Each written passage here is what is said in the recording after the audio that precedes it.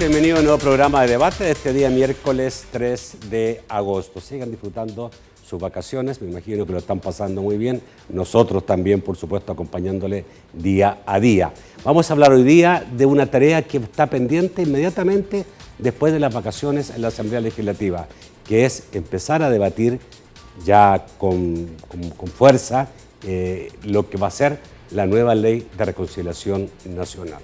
Así lo mandata de alguna forma el fallo de la Sala, porque pide a la Asamblea en tiempo razonable establecer los mecanismos que permitan una justicia restaurativa más que una justicia punitiva. Vamos a conversar con dos diputados de la Asamblea Legislativa. Una no pudo llegar, pero ya les cuento por qué. Pero tenemos dos diputados importantes para hablar sobre este tema. Antes saludamos a la Central de Seguros y Fianzas, que hace posible este primer segmento. Durante 30 años hemos consolidado nuestro liderazgo en fianzas. Somos expertos en seguro de personas, seguro de daños, fianza segura. Nuestro servicio es de calidad, ágil y oportuno. Alcancemos juntos nuestras metas, porque los salvadoreños no nos dejamos vencer. 3 décadas de desarrollo. La Central de Seguros y Fianzas. Por 30 años, su centro de confianza. Bueno, presento inmediatamente a mis invitados. Marta Evelyn Batres, diputada del Partido Arena. Buenas noches, Marta Evelyn, bienvenida. Gracias, Nacho. Un placer estar aquí en tiempo de vacaciones. Sí. Un saludo muy especial al coronel, que me toca el gusto de poder compartir el set. Y aprovecho también, Nacho, para enviarle un saludo muy especial a todos los capitalinos y capitalinas que estamos de fiesta en la ciudad capital en honor al Divino Salvador del mundo y les deseo las mayores bendiciones. Bueno, usted estaba en la feria ahora en el tobogán y me contaron que ahí, eso les dije, que de ahí me habían traído. Y también está con nosotros el diputado Antonio Almendaris, diputado de Concertación Nacional. Buenas noches, diputado. Gracias, Nacho. Bienvenido. Marta Evelyn, placer estar con usted, pueblo salvadoreño, bendiciones. Estamos en vacaciones, pero no olvidemos también que aún en vacaciones, necesitamos de Dios. Los días de Dios también hay que respetarlos. Y mire, qué buen fijador es usted, porque el está ganándole. Le dejó el pelo perfecto. Me agarré. Se agarró bien. Bueno, vamos a lamentar la ausencia de la diputada Jacqueline Rivera. Nos comunicaron que tuvo una pequeña problema y que está hospitalizada. Aparentemente no es nada delicado, pero no pudo estar esta noche con nosotros. Bueno, a ver, vamos a hablar de la Ley de Reconciliación Nacional, que es la primera palabra que vino a la boca de muchos políticos una vez que se conoció el fallo de la Sala de lo Constitucional. La gente dijo calma, cuidado, no puede ser esto una cacería de brujas, es peligroso lo que puede suceder, necesitamos mantener la calma. Y en esto de mantener la calma, a los pocos días ya algunos políticos y también el presidente de la República dijo: tenemos que establecer una nueva ley de reconciliación nacional que se acerque a lo que fue, de alguna forma, los acuerdos de paz. Pero en este caso es porque la Sala, porque el fallo de la Sala ordena a la Asamblea Legislativa que busque los mecanismos para reparar los daños y retribuir civilmente a las víctimas en un plazo razonable. Esto lo dice textualmente el fallo de la Sala. Y sabemos que la Asamblea, volviendo de vacación, va a entrarle este tema. Diputado Almendaris, usted que es especialista en este tema. Gracias, Nacho. La realidad es que no es volviendo de las vacaciones. Ya han empezado, yo sé que ya hay algo. Porque nosotros ya estamos haciendo algunos ensayos de qué es lo que tiene que tener esta ley. Nos hemos reunido con algunos compañeros también. Ha habido algunas reuniones entre partidos políticos, qué es lo que tiene que tener esta ley.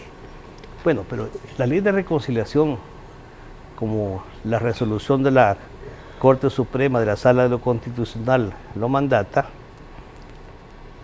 lógicamente, si bien es cierto, se dice que eso no fue bien elaborado y que por eso la resolución llegó a ese término, pero Nacho, había que también ver que hoy sí se respete el debido proceso. Y quiero traer el ejemplo. Se nos comenta que en esto de la operación que hizo la policía y la fiscalía, han pasado investigando más de un año, dicen, más de un año, para después proceder contra la delincuencia en este caso.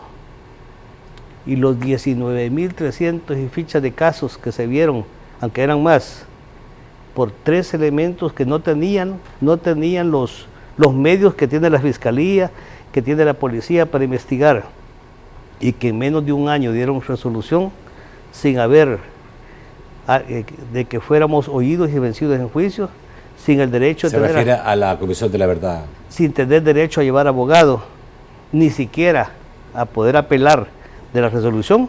¿Será que no se violó también los derechos humanos de todos nosotros? ¿Quiere que le diga una cosa, ¿Sí? coronel? Yo pocas veces opino, pero como viví ese proceso, estoy absolutamente de acuerdo con usted. Bien. Es típicas comisiones de Naciones Unidas, donde se ven las cosas desde fuera de una manera muy especial y se determina sin hacer las cosas exactamente como debe ser. Sobre esto, antes de entrar a la pregunta, en el caso mío tengo sentimientos encontrados. Ya hemos conversado de esto. Tengo sentimientos encontrados porque, gracias a Dios, si esto se hace respetando la Constitución de la República y las leyes de El Salvador, muchos de nosotros, como en el caso mío, vamos a poder aclarar y limpiarnos de aquel estigma. Usted parece mencionado en la comisión, Así en la es. investigación de la Comisión de la Verdad. De una cosa en la que no estuve presente, ni era el comandante del batallón, ni nada. Que era el de la monja, ¿no? No, el caso de una española. Ah, sí, de una española. Que posteriormente salió que... Begonia. Sí, que posteriormente salió que venía de Nicaragua, que era de la ETA. A mí no me importa si era de la ETA o no. Lo que pasa es que no estuve en el lugar, por lo tanto no di orden, no era el comandante. ¿Dónde murió ella? En el Volcán de Santana, aquí por la finca Malacara. Ya. Entonces, pero vaya, en este momento para mí tengo la oportunidad de limpiar mi nombre. ¿Por qué no lo hicimos antes? Porque cuando se dijo los 115 casos de la Fuerza Armada, nos dijeron nuestros jefes de aquel entonces que si no solicitamos, porque fíjese bien, como no hubo sustento jurídico para condenarnos, se nos dijeron que solicitáramos nuestro retiro de la Fuerza Armada. No es que nos echaron. Y lo que dijeron es que si nosotros no firmábamos nuestra solicitud de baja, el FMLN no firmaba los acuerdos de paz. Nos reunimos unos cuantos, dijimos 6, 7 millones en la balanza versus 115, ¿qué pesaba más? Y un día ante el altar de la patria nosotros juramos defenderla aún a costa de nuestra vida. Fue una bola política la que nos mató nuestra carrera. Obviamente es verdad que esa investigación de tantos casos, usted dijo 19 en mi caso, hacerla en un año era imposible, ni siquiera tenían los elementos investigativos, ni siquiera se establecieron todas lo que debe establecerse, como lo es un juicio, con todas las características que tiene un juicio. Fue un caso, digamos, yo diría más político. Así es. Pero no por eso valedero en algunos casos, porque en algunos casos sí tenían mayor cantidad de información como para llegar a una verdad hasta ese momento, digamos, porque las verdades nunca son hasta que se termine un juicio completamente. Pero, de acuerdo. Usted fue uno de los primeros militares que pidió perdón, me recuerdo perfectamente bien. ¿Por qué pidió perdón? Porque usted me acuerdo que hizo en su momento, creo que en su primera periodo legislativo, usted pidió perdón por lo que pudo haber hecho, algo así dijo. Es que lo que pasa es esto. El 25 de enero de 1980, mi tío, el que me crió a mí, fue asesinado. Usted se recuerda en aquella entrevista. Mi tío fue asesinado de 50 disparos y un tiro en su cabeza. Y ahí se me generó un odio contra el FMLN, contra todos. Que cuando en las unidades que yo estaba, muchas veces no actuaba por valentía, no que por odio. Y no es bueno, como cristiano que soy ahora, haber actuado con odio. Aunque no se han cometido abusos, pero el hecho de entrar con odio, eso nunca se quita. Y un día en un evento me encontré, ya puedo decir su nombre, el comandante Nelson, Mendoza Piche, ya está en el cielo, mi hermano, que en un evento manifestó que era de la FPL, un evento de la Fraternidad de Hombres de Negocios, el Evangelio Completo. Y en ese momento sentí el deseo y lo busqué, no en el evento para que no se viera como show, no que lo busqué, fue en el Cerro Verde, por cierto, lo busqué en un lugar así, solo, cuando iba pasando, le eché el brazo al hombro y le dije, así que tú fuiste guerrillero. Y él, como no sabía mis intenciones, me dijo, sí, ¿por qué? Se puso firme. ¿Sí? Y entonces yo le dije, él no necesitaba eso, yo lo necesitaba, por el odio que tenía, que había irradiado a mis hijos. Mi esposa y yo no solamente dejamos de querernos, no que llegamos a odiarnos por culpa mía. Y yo le dije, porque te quiero pedir perdón por lo mucho que los odiaba a todos ustedes. Y de entonces se me fue el odio. Bueno, esa es la guerra. Esa es la guerra. Por eso es que es importante entender todo lo que pasó en la guerra para poder entender por qué hubo ley de amnistía y por qué hoy día es importante una ley de reconciliación. Sí, es que ninguna guerra, y esto no es invento de las Naciones Unidas en El Salvador, ya el Tratado de Ginebra lo manifiesta, que para poder parar un conflicto, para poder terminar con un conflicto, a no ser que como en la Segunda Guerra Mundial o como otras guerras en las que el ganador puso sus condiciones, en todas, como en Nicaragua, que hubo un ganador, aquí no hubo ganador. Nosotros defendimos la patria, no se la tomaron por las armas, hoy llegaron ya por la elección popular, que bueno. Entonces, si no se hace así, imagínense que hubiéramos dicho, ok, termina la guerra, pero todos los crímenes cometidos por el Frente y por la Fuerza Armada se van a judicializar y se van a ir a la cárcel, o se hubieran sentado, nos hubiéramos sentado y hubiéramos firmado la paz. No. Y eso ha sido en todo el mundo. Por eso mi preocupación es que esto, con la garantía de Naciones Unidas, hecho por las Naciones Unidas políticamente, como hemos hablado, ¿será un buen modelo para el resto del mundo? A Colombia le convendrá ahorita firmar los acuerdos de paz con una amnistía tan vulnerable como la nuestra, que dentro de 10, 15 años la declara inconstitucional. Bueno, dicen que ahí está asesorando el general Vargas, a ver si lo está asesorando bien. Bueno, si los resultados son estos, ¿cómo será? Bueno, lo ocupamos todo el bloque con usted, coronel, porque obviamente es importante, pero después de escuchar al coronel, vamos a escuchar una versión quizás muy diferente, porque estamos hablando de una persona que no viviste en la guerra, o la viviste muy chiquita, porque eres joven, sí. Todavía, eres joven. Entonces vamos a ver cuál es la opinión de una política como Marta Evelyn en relación a la necesidad de establecer esta ley de reconciliación. Ya volvemos.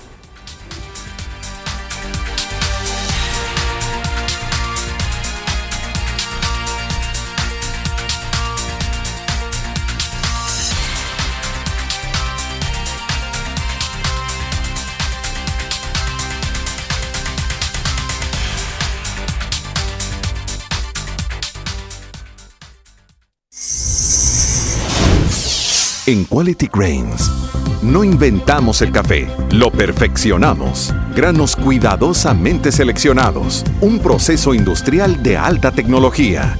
Grupo Gourmet. Perfecto. Grupo Premium. Perfecto. Grupo Popular Deportivo. Perfecto. Y una experiencia perfecta de aroma y sabor. Quality Grains. 25 años perfeccionando lo perfecto.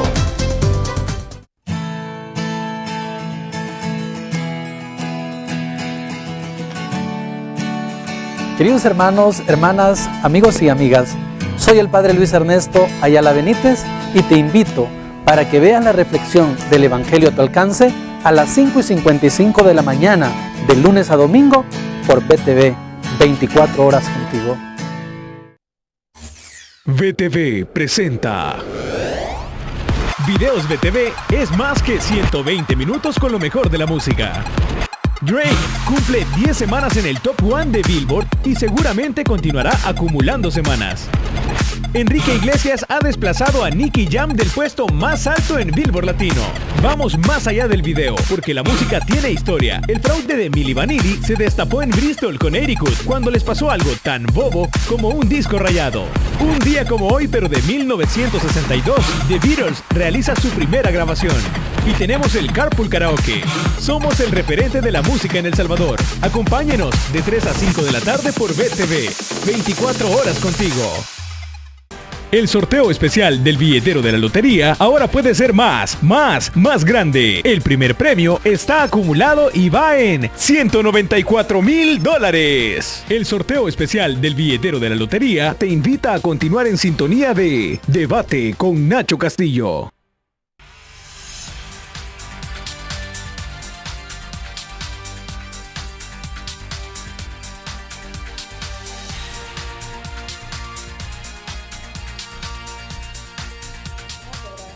El segundo segmento de debate gracias a Banco Agrícola. Banco Agrícola, juntos por una banca más humana. Creemos en el esfuerzo que día a día nuestra gente entrega para mejorar sus vidas, las de sus familias y su comunidad. Aunque el sol deje de brillar, nuestro inquebrantable espíritu nos mantiene unidos. Porque juntos es como encontramos el verdadero valor de la vida y descubrimos que cuando aprendemos a cuidar al otro, a hacer lo correcto y a contribuir para que los demás tengan una vida mejor, es posible un mejor país. Banco Agrícola, juntos por una banca más humana. Bueno, a ver, Marta Evelyn, obviamente este es un tema muy importante para los políticos hoy día, establecer los mecanismos, como dice la sala, tienen que establecer los mecanismos para reparar los daños y retribuir simplemente a las víctimas. Obviamente hay que hacerlo, aparentemente. Arena está por cumplir el fallo de la sala. Totalmente. ¿Ya? ¿A qué crees tú que se debe llegar? ¿A qué se debe buscar? En primer lugar, Nacho, y ya lo decías tú antes del comercial, es agradable escuchar como las dos historias de todo este drama que se dio en la época de la guerra. Incluso ahorita que el coronel menciona lo sucedido en su familia, yo ni había nacido para esa época. Yo nací en el 80, sí nací en el 80, pero sí prácticamente me considero de esa parte de la población de los hijos de la guerra, Nacho. En la cual mi mamá me ha contado historias de cómo fue mi nacimiento. Nací en la noche, ya era hora de toque de queda, les tocó salir con el pañuelo blanco hasta la emergencia del hospital. Entonces he venido creciendo envuelta en esa situación social que vivía el país en aquella época y que incluso obviamente los padres, para tratarlo de proteger a uno, cuando fue la ofensiva final, yo recuerdo incluso que íbamos a comer pupusas esa noche, Nacho, y no sabíamos qué pasaba. Cuando nos tuvimos que regresar a la casa y mi mamá buscaba lugares donde poder dormir, entonces buscábamos al vecindario y a cierta hora de la noche nos íbamos porque había plafón en la casa del vecino y en mi casa no había. Entonces eso permitía una mayor protección y era bien duro porque obviamente aún en la inocencia de la niñez vivíamos la dureza de la guerra. Entonces podíamos observar los helicópteros, en la acera de mi casa caminaron guerrilleros, le fueron a aventar una granada a los soldados que estaban, o sea, todo eso lo viví. Ahora al tener frente a mí, en este caso personal, una derogatoria de esta ley, sin duda fue un shock, Nacho, porque yo no quisiera vivir eso. He visto y he podido convivir con los dos bandos dentro de la Asamblea Legislativa y poder escuchar incluso cómo ellos han superado eso. Es ejemplarizante poder escuchar a un militar y a un exguerrillero hablar de la época de la guerra, de que muchos de ellos combatieron en las mismas zonas de combate y hay hasta heridos ahí que lograron superar y pueden conversar como dos personas civilizadas, y eso es una superación realmente que el país ha tenido, Nacho. A mí me preocupa ese espíritu combativo muchas veces de decir queremos sangre, queremos que paguen, queremos... Y te digo ahora, viviéndolo así, me preocupa porque ya lo suficientemente afligida vivo yo en este país, viendo la cantidad de muertes diarias como para revivir todavía incluso cargas del pasado que te vengan a imponer esa apertura de heridas tan profundas, porque también me vendría a mí a revivir esa etapa que yo quise cerrar en mi mentalidad de niña y que obviamente no quisiera para mi país, y que ahora me toca verlo desde otra perspectiva con el tema de la situación delincuencial. la misma zozobra, bueno, incluso ahora tal vez hasta más zozobra porque antes se sabía dónde combatía la guerrilla con la Fuerza Armada. Y también esta generación, Nacho, de mi generación y los otros que han venido creciendo, yo sí creo que debemos de buscar la verdad. Yo sí creo que debemos de saber qué sucedió, qué pasó, pero buscar una historia imparcial de lo que sucedió en la guerra. Lastimosamente solo hay una historia que ha sido la más contada, donde se ha escrito mucho más, y la otra parte no. Si algo tengo yo claro, Nacho, a mi edad, es que sin duda la Fuerza Armada estaba defendiendo al Estado de un grupo armado insurgente que tomó las armas para hacer valer lo que ellos pensaban que era correcto, y que años atrás muchos de ellos incluso se han dado cuenta que no valió la pena el derramamiento de sangre. Y tal vez valdría el momento de contarte una pequeña anécdota que yo tuve. Nunca había ido a este Museo de la Guerra en Perquín. Entonces, porque me negaba un poco por el mismo hecho. Entonces, yo nunca he ido a verlo. Y en Perquín tuve muchas veces en guerra. Imagínate, y estamos hablando que habré ido hace 2 años, a lo sumo. Entonces, el muchacho que andaba haciendo la guía de lo que había pasado, bueno, mostraba las fotos, los uniformes, las armas y todo. Entonces, al finalizar el tatú y todo, entonces al finalizar el recorrido, él mencionaba, ellos son mis papás, en esta foto están mis padres, en esta foto, y entonces hablaba él de sus padres. Al terminar el recorrido, le pregunto yo, ¿te puedo hacer una pregunta al escucharte?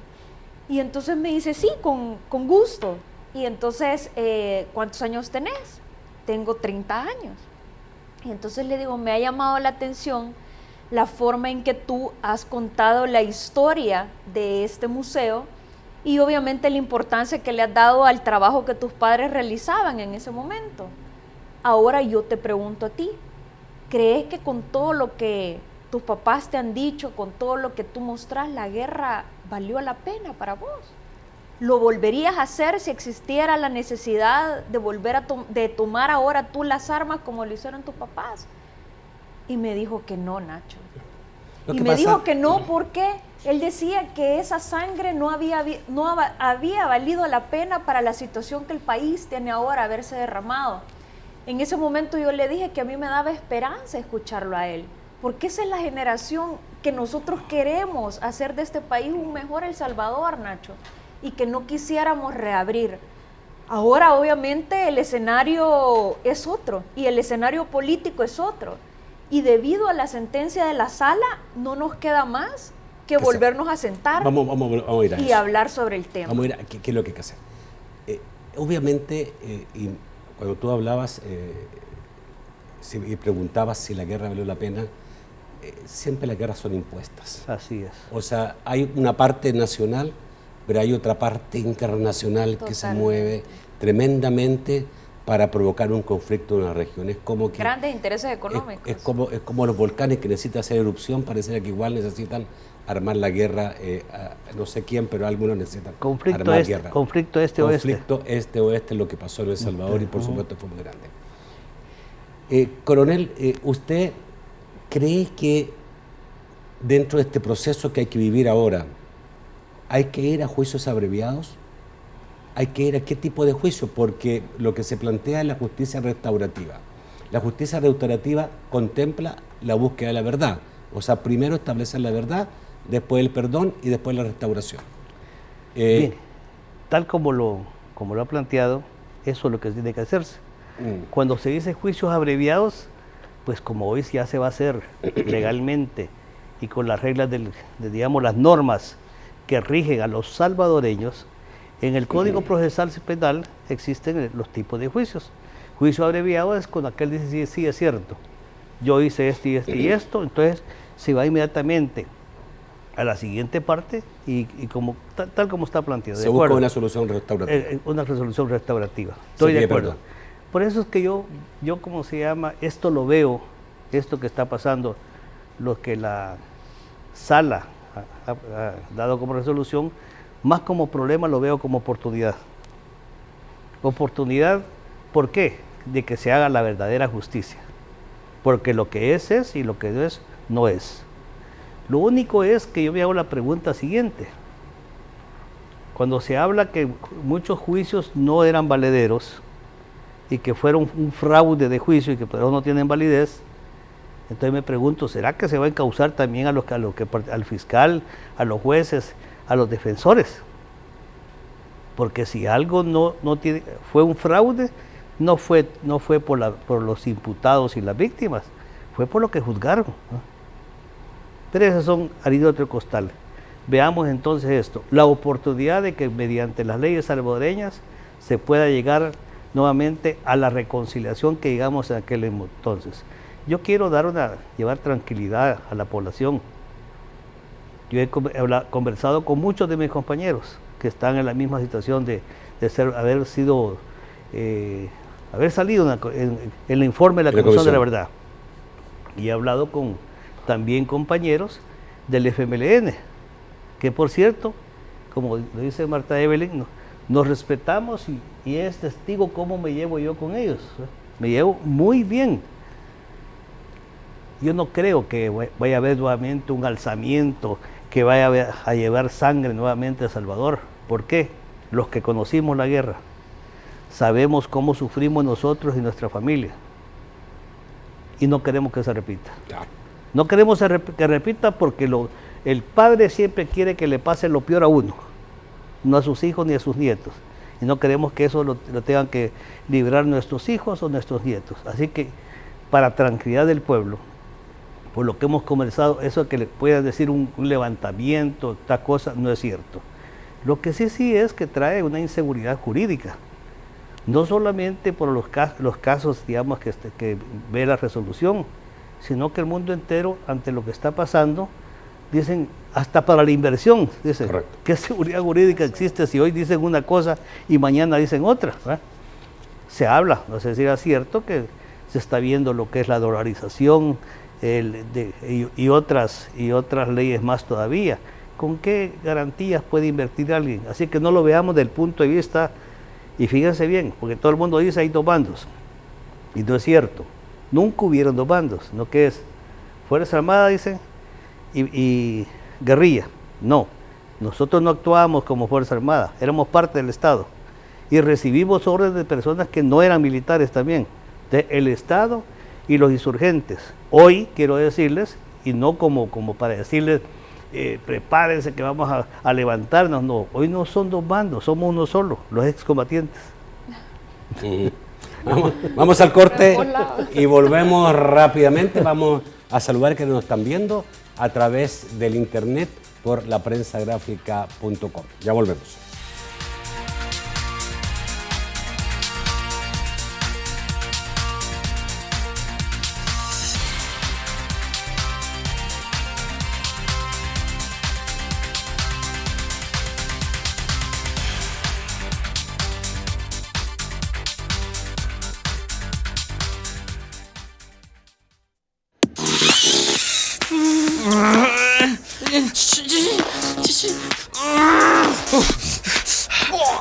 Hoy sí voy a ser cholo.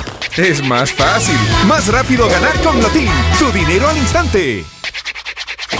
Más juegos, más dinero con Lotín de $1. Raspa y gana, encontrando 3 figuras iguales. Hasta $10,000 al instante. Y además, extra juego. Lotín, tu dinero al instante. Lotería Nacional de Beneficencia. En tu tierra cuscatleca, así son tus playas, tus lagos, tus monumentos, tus volcanes. Así de salvadoreño como tu futuro. Porque fuimos, somos y seremos tu banco. Banco Cuscatlán, tu banco, tu futuro.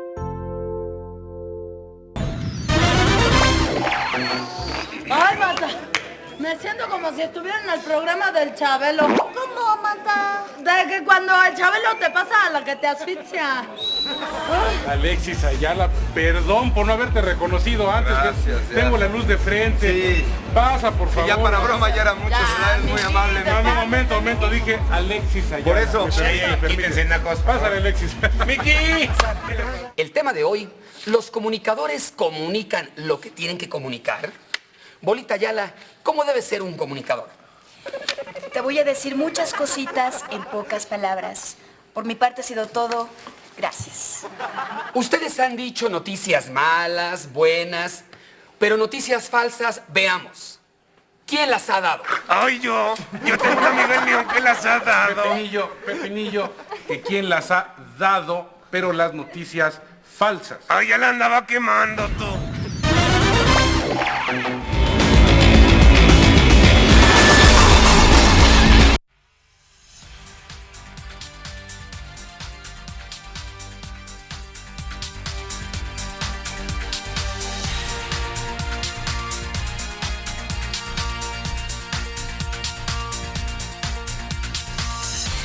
El tercer segmento de debate gracias al sistema Fede Crédito. Con tus tarjetas de crédito del sistema Fede Crédito, disfruta de las mejores ventajas.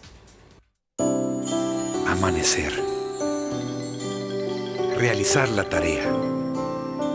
Conquistar. Seguir adelante.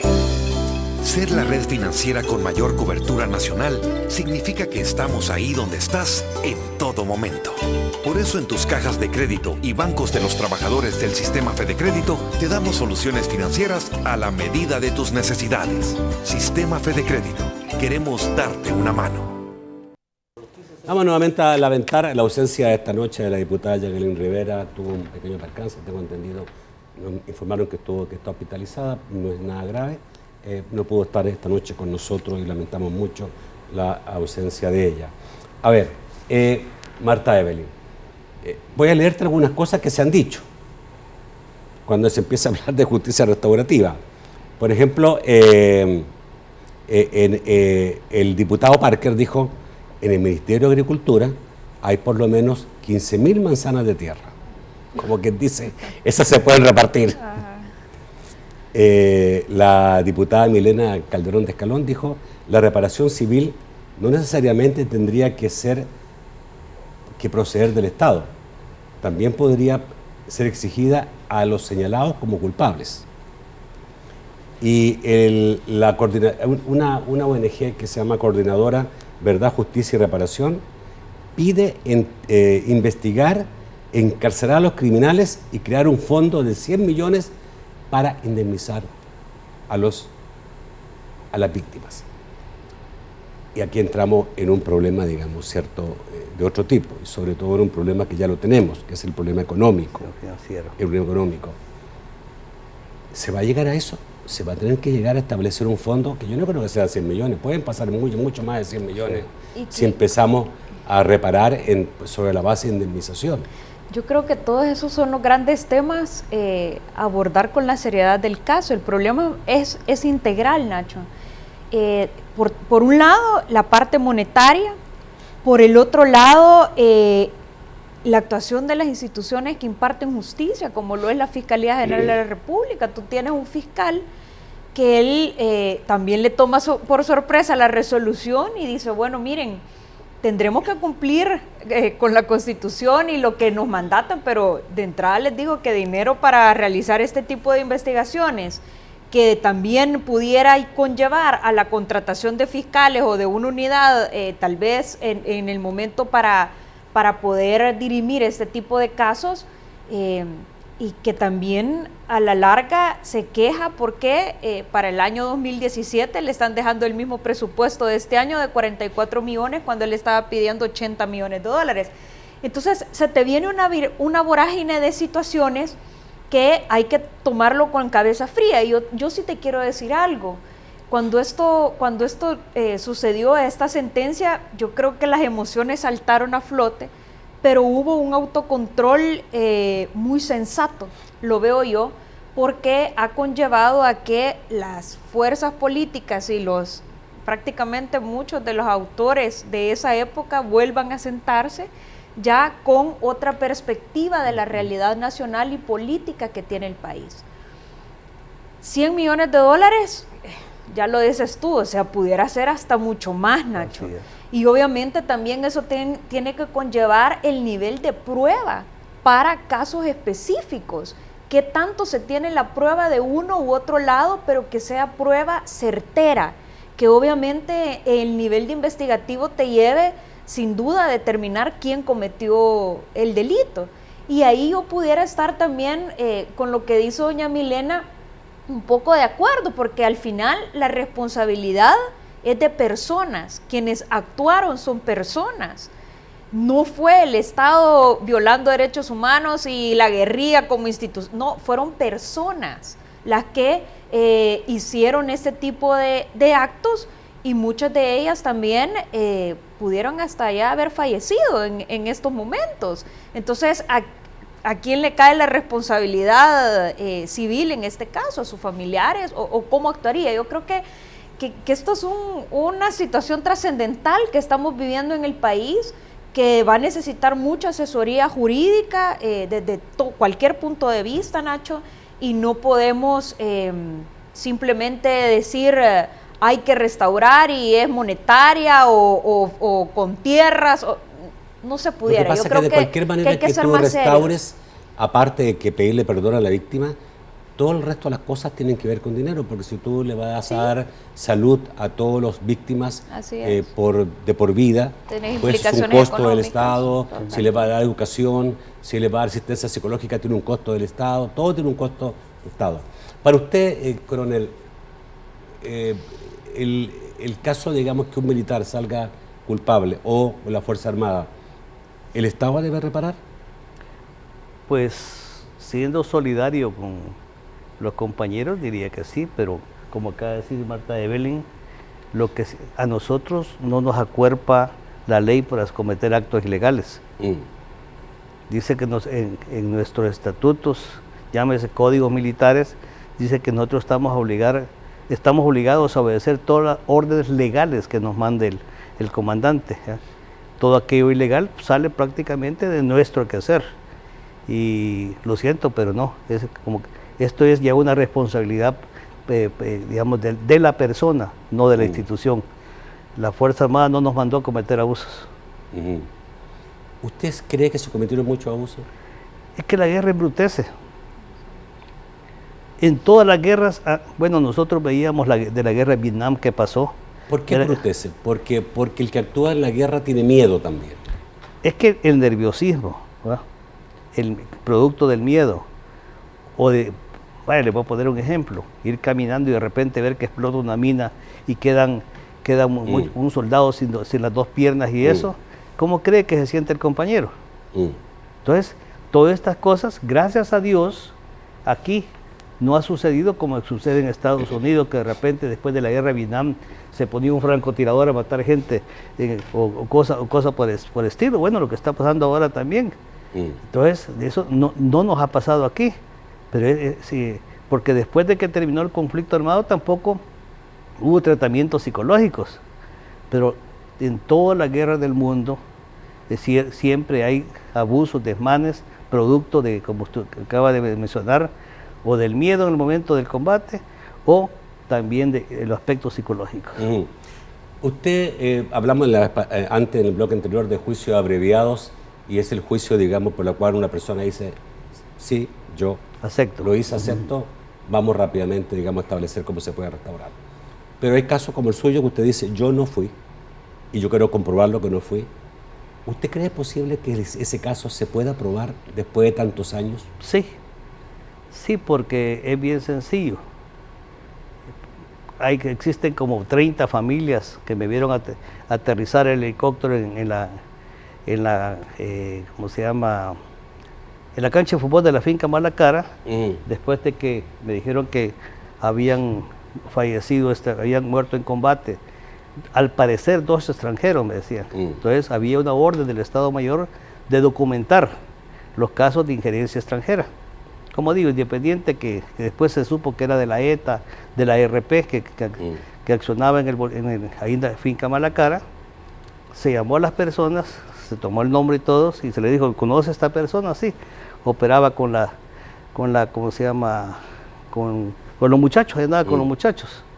Y después de eso también se mandó toda la información al Estado Mayor y después se llegó a exhumar, porque lo enterramos en un lugar y se les dijo, miren cómo están, para que si vienen a desenterrarlo y hacer algo para que no se... cómo estaban los cuerpos, para que no lo fueran a desmembrar, que no lo fueran a hacer otras cosas, para que se dijera que lo habíamos hecho nosotros. Lo enterramos, por cierto, los dueños de la hacienda, que enterramos los cuerpos a la par de la casa de los señores dueños de la hacienda, señores Pacas.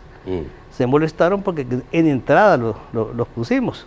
Después llevamos al secretario Montovio, que era el segundo secretario de la embajada. ¿Pero usted entonces era jefe de zona? No, yo era el segundo jefe de la segunda brigada de infantería, el comandante era otro. Ya. Entonces fui enviado después de que sucedió la situación para solucionar el problema, buscarle. Y lo que sale en la Comisión de la Verdad es que yo encubrí el asesinato. No lo encubrí por dos motivos, se puede comprobar. Donde murió. Esa es su acusación, que encubrió, no que lo produjo. No, que lo encubrí. De donde murieron a donde pedí que lo llevaran, si hubiera querido encubrirlo, hubiera dejado allá. No que lo llevé donde había más gente. Y después de eso informé al Estado Mayor. Después se exhumaron los cadáveres, se lo entregamos a Montovio, que era el segundo secretario, y al comisario Figón, que era un inspector que estaba aquí de la policía, y todo está documentado, todo. Entonces, como decía al principio, si era de la ETA o no, pues eso no es relevante en mi caso. Pero ¿usted cree que en estos casos la Fuerza Armada va a entregar esa información de si el coronel estaba dentro del regimiento o estaba afuera? Todo es porque, por ejemplo, para el caso jesuita, se pidieron informes de la entrada y salidas de la escuela militar y nunca fueron entregados. Bien, en mi caso es sencillo. Están las bitácoras de la Fuerza Aérea cuando salió el helicóptero a cumplir la misión esa. Están también, hay un juicio inclusive en Santana donde aparece, o sea, toda la investigación y el que no salgo nombrado ni nada, que después no le dieron validez. Por eso me extrañó cuando de repente en el informe aparecía yo, tanto que yo hablé con el doctor, el señor magistrado de la Corte, como se llama, Suprema de Justicia de aquel entonces. ¿El presidente? El presidente. Agustín García Calderón. No. Estamos hablando de antes, el doctor Gutiérrez Castro. Gutiérrez Castro. Y le dije, doctor, yo quiero exonerarme de la amnistía. Y entonces él me dijo, no puede. Y además, ¿usted cree, coronel, me dijo, que si usted comprueba con todo lo que me ha enseñado, le van a valer esto y van a decir que la Comisión de la Verdad actuó mal? Por su caso, se va a desvirtuar todo lo hecho por la Comisión de la Verdad. Bueno, complicado. Yo recuerdo ese tiempo donde habían básicamente dos medios fundamentales. Uno era Radio Venceremos o la Radio Farabundo Martí, por otro lado el Comité de Prensa de la Fuerza Armada, y de cada hecho eran versiones totalmente diferentes que cada uno daba. Si moría una persona en este momento en el volcán de San Salvador, pues Venceremos y Farabundo decían una cosa, el Comité de Prensa de la Fuerza Armada decía otra absolutamente distinta. Y así la gente se fue acostumbrando. Y muchas cosas, digamos, esos medios estaban exclusivamente para crear leyendas y terminaron creando leyendas. Voy al corte, volvemos rápidamente.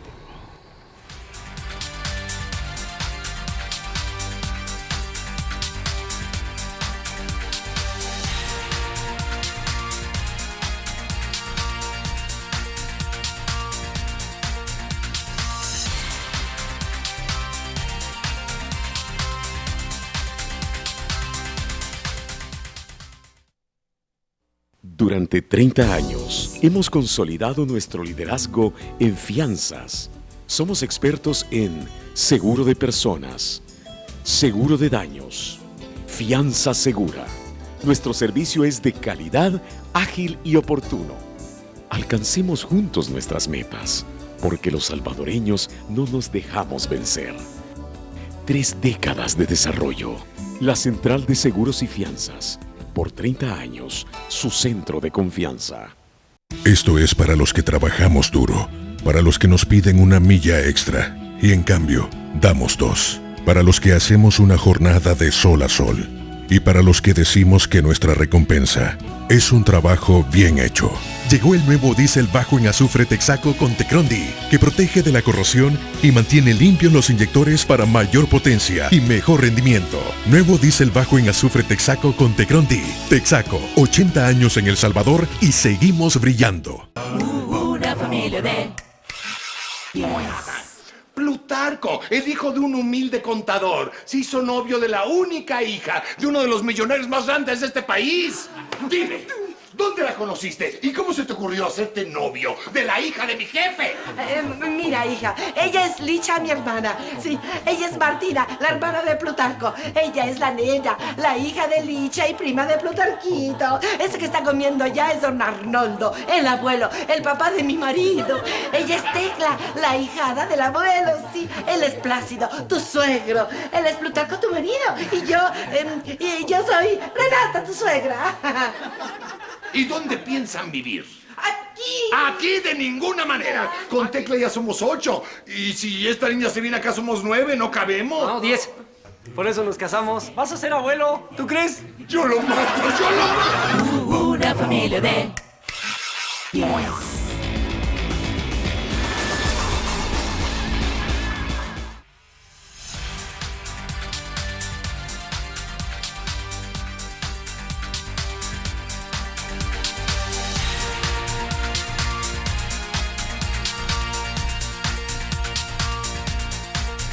Bueno, obviamente estamos pregrabando el programa, por favor no nos escriba, estamos de vacaciones, casi medio vacaciones, o como usted, digamos, porque estamos tratando de disfrutar de esta semana agostina.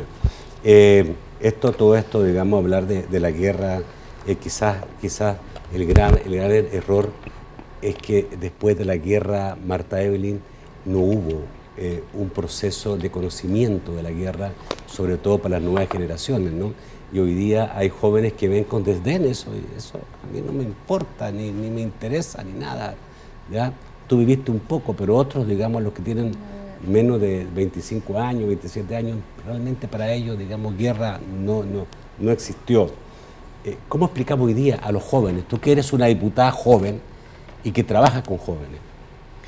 Bueno, Nacho, yo te lo decía anteriormente y que realmente como sociedad nosotros tenemos derecho a conocer qué ocurrió. Lastimosamente, y así lo veo yo, las historias han estado bastante sesgadas. No hemos tenido como historias imparciales de lo que realmente ocurrió en la guerra. Ya lo decías tú en el segmento anterior para cerrar. O sea, son leyendas que se contaron de uno u otro lado y que en el momento cada uno trataba de desvirtuar lo que había ocurrido para beneficio personal, digamos, de institución, en este caso la Fuerza Armada o la guerrilla. Entonces, es bien difícil esa búsqueda de la verdadera historia. ¿Qué te pudiera decir yo, Nacho? ¿Crees tú que la juventud está siendo indolente a este tema o la juventud está interesada y pudiera haber una información especial para los jóvenes? Porque si todo el pueblo salvadoreño vamos a vivir un proceso, todos debiéramos participando en esto. Yo creo que esto debe ser participativo. Sí, sin duda debe de ser participativo, pero también lo que te quiero decir es que todo esto ha sido como una generación. Mira, Nacho, cuando se dan los libros de texto, incluso desde ahí venimos, de cómo se cuenta la historia en materia educativa. Entonces tú ves los libros de texto, coronel, usted no me va a dejar mentir, totalmente sesgados. Así es. Entonces tú has creado, digámoslo así, una generación combativa en ese sentido que según ellos tienen sed de verdad, pero sesgada.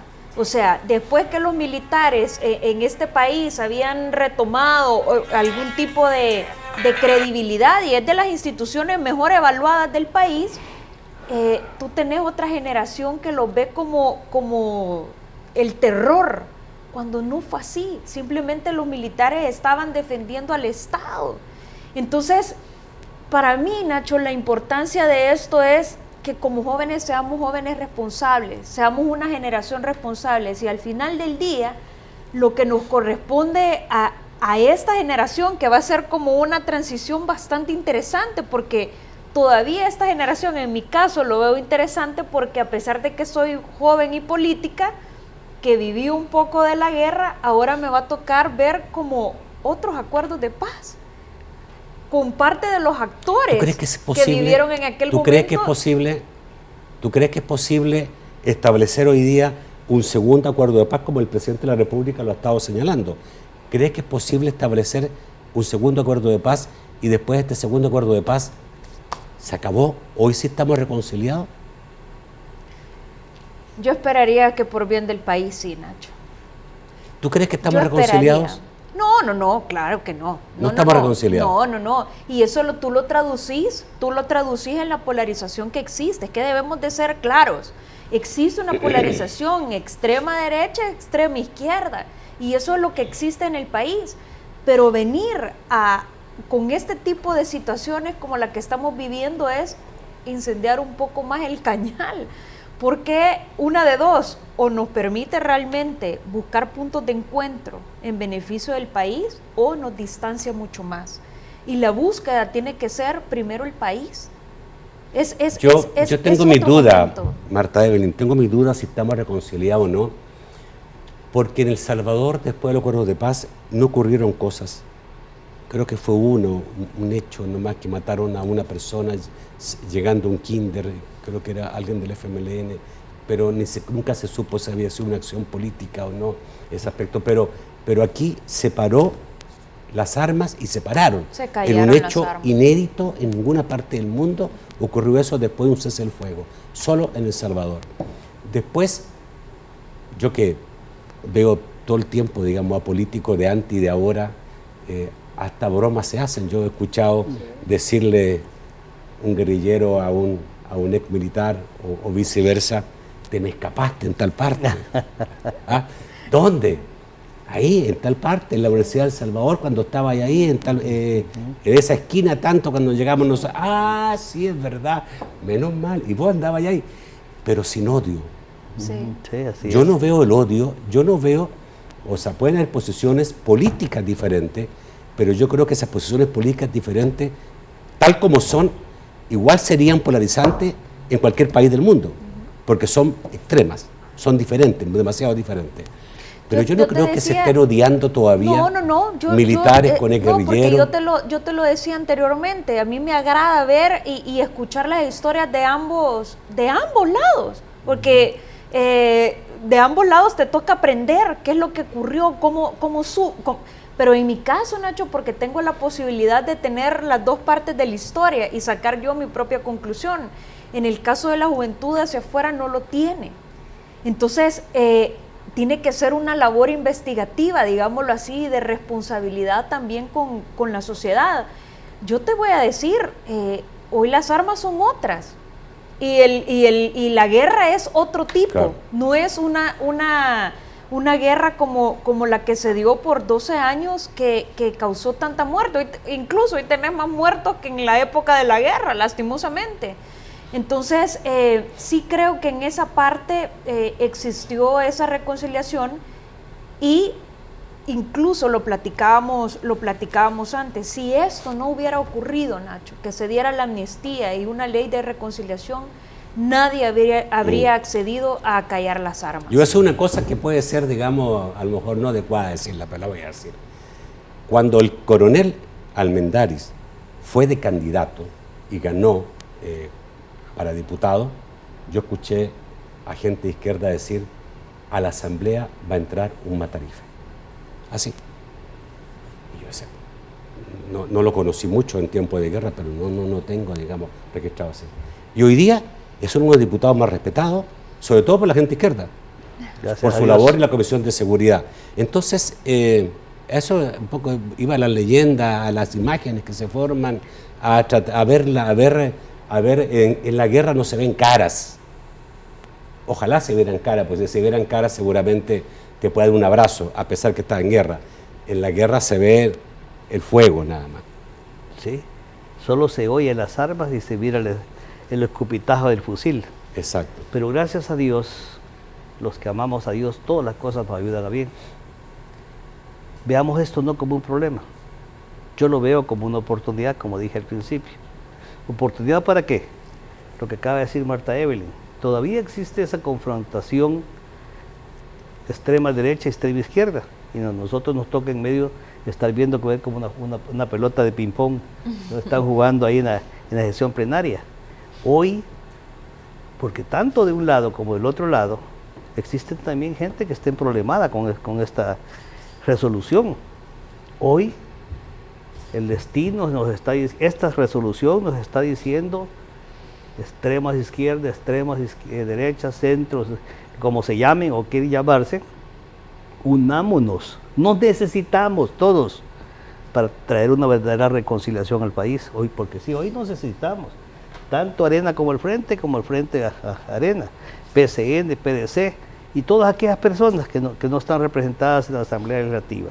Hoy es el momento de la unión en bien del Salvador, y si alguien dice, bueno, ve el país una forma etérea, ¿qué es patria? Patria es un conjunto de familias con una ley definida, con ley establecida. Y la otra oportunidad es, como lo dijo Marta Evelyn, de reescribir la historia, porque de todos los relatos que salgan de esto, va a salir la verdad de la historia de El Salvador, no como está en los libros de texto. Tenemos que ocuparlo para eso. Y la otra, como dije yo en el caso mío, muchos de nosotros, hablo por mi caso, de limpiar mi nombre, por el bien de mis hijos. Bueno, le agradezco mucho. No sé, coronel y Marta Evelyn, yo sé que usted dijo, ya hemos estado trabajando, pero ¿qué va a pasar? ¿Se va a formar una comisión para ver este proceso de esta ley? Yo creo que esto tiene que llamarse una comisión de país. De país. Ahí pedir también... O sea, diputados, políticos, pero también gente de fuera. Yo creo que tiene que haber unos foros, una comisión de país para que no quede solo en manos de los... Correcto. Bueno, le agradezco muchísimo que hayan estado. Creo que a pesar que no pudo llegar la diputada Jacqueline Rivera, ustedes dos han estado sensacionales, digamos, porque han representado dos generaciones hablando de un conflicto que obviamente nos duele, pero que hay que aprenderlo. Y hablando de Jacqueline Rivera, que yo le tengo una gran estimación, espero en el nombre de Dios que se recupere pronto. Y de ahí, imagínense, un excombatiente con una excombatiente, ¿no? Y deseándole en Dios que se recupere. Eso es lo que sentimos y queremos que sientan todos. Pero yo creo que además hay muchos diputados transversalmente en la Asamblea que se tienen aprecio y cariño, sincero. Muchísimas gracias, Marta Evelyn. Muchísimas gracias, coronel. Gracias, amigos televidentes. Los espero mañana a las 8 de la noche. Espero que sigan disfrutando de esta vacación agostina. Hasta mañana.